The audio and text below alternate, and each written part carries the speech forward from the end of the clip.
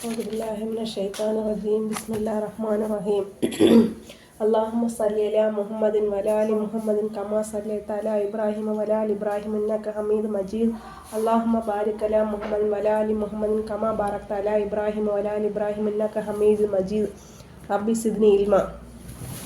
வகுப்பு 11 கூறியது என்னவென்றால், திரும்பவும் ஒருமுறை முத்தகீன்கள் என்றால் என்ன என்பதை பற்றியும், உண்மையான முத்தகீன்களாக இருந்தால் மட்டும்தான் குர்ஆனோடு நெருங்க முடியும் என்பதை பற்றியும், குர்ஆனோடு நெருங்கும் போதுதான் குர்ஆனின் பொக்கிஷம் தெளிவாக விளங்க முடியும் என்பதை பற்றியும் பார்த்தோம்.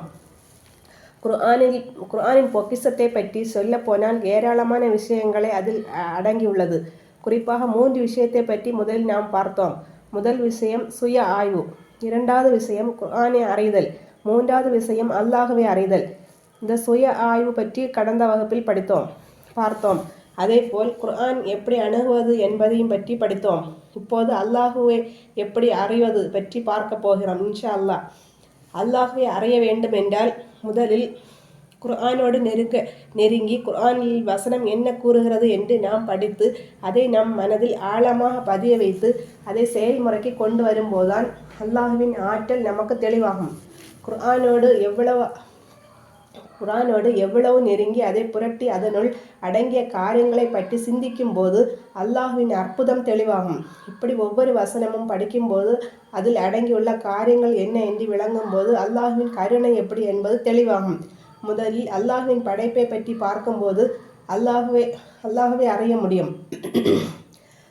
உதாரணத்துக்கு வானம், பூமி. வானத்திற்கும் பூமிக்கும் இடையில் என்னவெல்லாம் உருவாகி உள்ளன. விலங்குகள், பறவைகள், தாவரங்கள், இப்படி சொல்ல முடியாத கணக்கில்லாத எத்தனையோ காரியங்கள் இருக்கின்றன. விலங்குகள் என்றால் என்னென்ன, பல வகையான விலங்குகள். அதே போல பறவைகள் என்றால் பல வகையான பறவைகள். அதே போல தாவரங்கள் என்றால் பல வகையான தாவரங்கள். இப்படி எண்ணில் அடங்காத பல படைப்புகளை அல்லாஹ்வால் மட்டும்தான் உருவாக்க முடியும். அதே போல் உதாரணத்துக்கு சொல்ல போனால் குர்ஆனில் கூறியுள்ள தேனியை பற்றி படித்தோம். 16:68-69 என்ற அத்தியாயத்தில் தேனியை பற்றி பார்த்தோம்.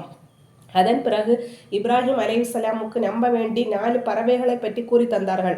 2:259-260 இப்படி உள்ள காரியத்தை பற்றி படித்த போது அல்லாஹ்வின் படைப்பை பற்றி அறிய முடிந்தது. இதே போல அல்லாஹ்வின் கருணை பற்றி பார்த்தோம். அல்லாஹ்வின் கருணை 39:53 என்ற வசனத்தில் படிக்கும்போது அல்லாஹ்வின் கருணையும் கிருபையும் நமக்கு விளங்குகிறது. அல்லாஹ்வின் கருணை பற்றி படிக்கும்போது, கருணையை பற்றி பார்க்கும்போது குல் யா இபாதியல்லதீன அஷ்ரஃபு அலா அன்ஃபுஸிஹிம் லா தக்னது மின் ரஹ்மத்தில்லாஹி இன்னல்லாஹ யக்ஃபிரு துனூப ஜமீஅன் இன்னஹு ஹுவல் கஃபூர் ரஹீம். அதனுடைய பொருள், நபியை நீங்கள் கூறுங்கள், எனது அடியார்களே, உங்களில் எவரும் வரம்பு மீறி தமக்கு தாமே தீங்கிழைத்து கொண்ட போதிலும் அல்லாஹுவின் அருளை பற்றி நீங்கள் நம்பிக்கை இழந்துவிட வேண்டாம். நீங்கள் பாவத்திலிருந்து விலகி மனம் வருந்தி மன்னிப்பை கோரினால் நிச்சயமாக அல்லாஹு உங்களுடைய பாவங்கள் அனைத்தையும் மன்னித்து விடுவான். ஏனென்றால் நிச்சயமாக அவன் மிக்க மன்னிப்பவனும் கிருபை உடையவனுமாக இருக்கின்றான். இந்த வசனத்தின் மூலம் நமக்கு அல்லாஹ்வின் கருணை நம்மளுக்கு தெளிவாகிறது. இதே போல அல்லாஹ்வின் அற்புதங்களை பற்றி பார்த்தால் மூசா நபியின் வரலாறை படிக்கும்போது அல்லாஹ்வின் அற்புதம் தெளிவாகிறது. அதே போல ஈசா நபி தொட்டில் கிடக்கும்போது பேசியது அல்லாஹ்வின் பெரும் அற்புதமான காரியமாக நமக்கு தெளிவாகிறது. இதே போல் அல்லாஹ்வின் கட்டளை பற்றி படிக்கும்போது 47:19 என்ற வசனத்தில் அல்லாஹ்வின் கட்டளை நமக்கு தெளிவாகிறது.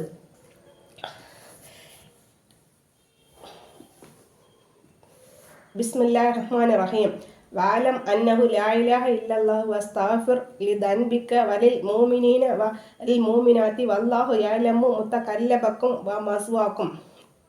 இந்த வசனத்திலிருந்து நமக்கு என்ன தெளிவாகிறது என்றால், நபியே, நிச்சயமாக அல்லாஹ்வை தவிர வணக்கத்திற்கு உரியவன் வேறு எவரும் இல்லை, இறைவன் இல்லை என்பதை நீங்கள் உறுதியாக அறிந்து கொண்டு நீங்கள் உங்களுடைய தவறுகளை மன்னிக்க கோருவதுடன் நம்பிக்கை கொண்ட ஆண்களுக்கும் பெண்களுக்கும் மன்னிப்பை கோருவீராக.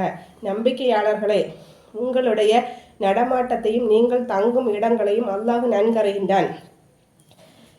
இதன் மூலம் அல்லாஹ்வின் கட்டளை நமக்கு தெளிவாகிறது. இதே போல பஹரா சூராவில் அல்லாஹ்வின் தண்டனை பற்றி நல்ல தெளிவாக கூறியுள்ளார்கள். 2:209 என்ற வசனத்தில் என்ன கூறுகிறது என்றால், இந்த வசனத்தின் மூலம் என்ன விளங்குகிறது என்றால், நாம் பெயரில் மட்டும் முஸ்லீமாக இருந்து நம் செயலில் அல்லாஹ்வுக்கு மாறாக நடப்போம் என்றால் அல்லாஹ் கண்டிப்பாக நம்மளை தண்டிப்பான் என்று இந்த வசனத்தின் மூலம் விளங்குகிறது.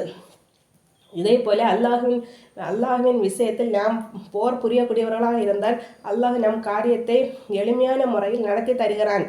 அதுவும் பஹரா சூராவில் 2:244 இந்த வசனத்தின் மூலம் நம் பிரார்த்தனை அறைய அல்லாஹ் நிச்சயமாக நிறைவேற்றி தருகிறான். இப்படி ஒவ்வொரு வசனத்தின் மூலம் நமக்கு அல்லாஹ்வை பற்றி நன்கு அறிய முடிகிறது. இதே போல 2:231, 2:233, 34, 35 என்ற வசனத்தின் மூலம் என்ன விளங்குகிறது என்றால், அல்லாஹ் ஒவ்வொரு பொருளையும் அறிந்தவன். நீங்கள் செய்யக்கூடிய காரியம் எதுவாக இருந்தாலும் அவன் நுட்பமாக பார்த்து கொண்டிருக்கிறான் என்பதையும் நீங்கள் அறிந்து கொள்ளுங்கள். அல்லாஹ் அறியக்கூடியவன் என்பதை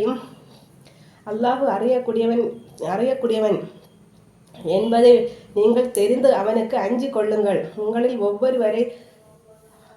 ஒவ்வொருவரை பற்றி அல்லாஹ் தெள்ள தெளிவாக அறிந்து கொண்டே இருக்கின்றான் என்பதை மறந்து விடாதீர்கள். இந்த வசனத்தை எல்லாம் படிக்கும்போது நம்மளை அறியாமல் அல்லாஹ்வின் படைப்பு, கருணை, ஆற்றல், சக்தி, கிருபை, கட்டளை எல்லாமே நமக்கு விளங்குகிறது.